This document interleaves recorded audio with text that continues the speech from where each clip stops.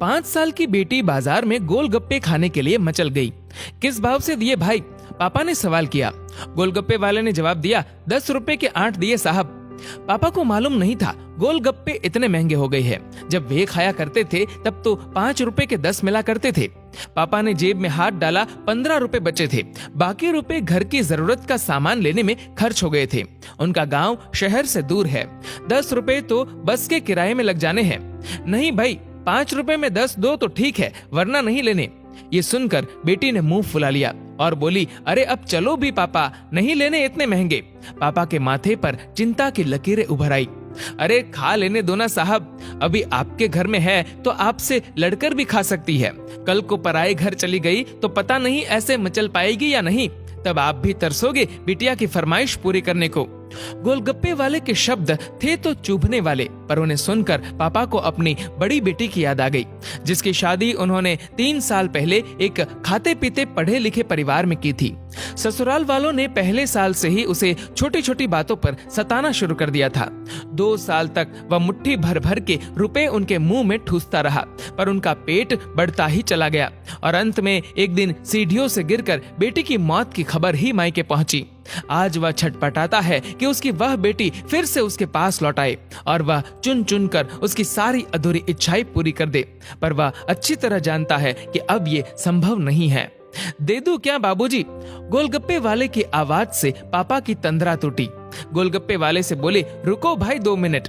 पास ही में किराने की दुकान थी जहां से उन्होंने घर के लिए जरूरत का सामान खरीदा था। वे तुरंत उस दुकान पर गए और खरीदी गई 5 किलो चीनी में से 1 किलो चीनी वापस की तो 40 रुपए जेब में बढ़ गए। फिर ठेले पर आकर पापा ने डबडबाई आंखें पोंछते हुए कहा, अब खिला दे भाई। हाँ, तीखा जरा कम डालना, मेरी बिटिया बहुत नाजुक है।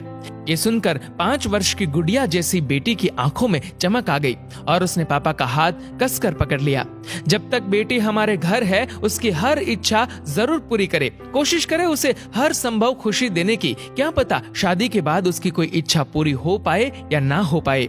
ये बेटियां भी कितनी अजीब होती है, जब ससुराल में होती है तब मायके जाने को तरसती है, सोचती है कि घर जाकर माँ को ये बताऊंगी, पापा से ये मांगूंगी, बहन से ये कहूंगी, भाई को सबक सिखाऊंगी और मौज मस्ती करूंगी।